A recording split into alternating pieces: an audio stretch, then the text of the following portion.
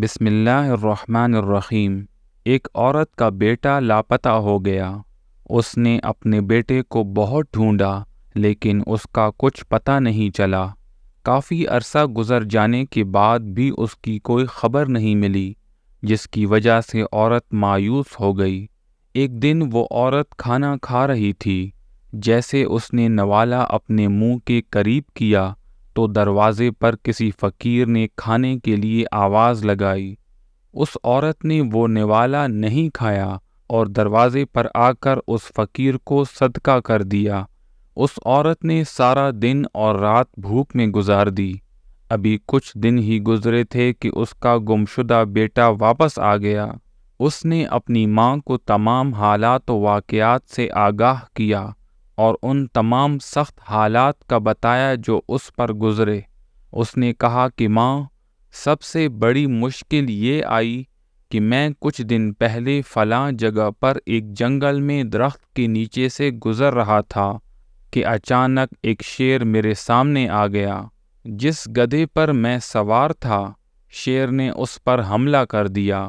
گدھا بہت تیز بھاگا لیکن پھر بھی وہ ہمارے قریب پہنچ گیا۔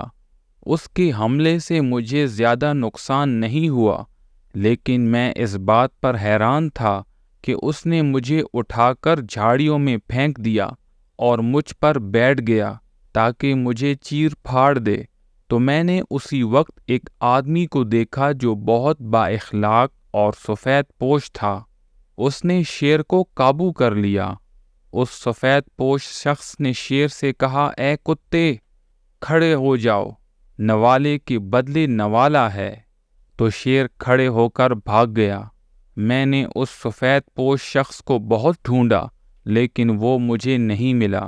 جب میری گھبراہٹ دور ہوئی تو میں نے خود کو دیکھا تو مجھے کوئی زخم نہیں تھا۔ اس کے بعد میں اسی قافلے میں شامل ہو گیا جس کے ساتھ میں موجود تھا۔ جب قافلے والوں نے مجھے دیکھا تو وہ بہت حیران ہوئے۔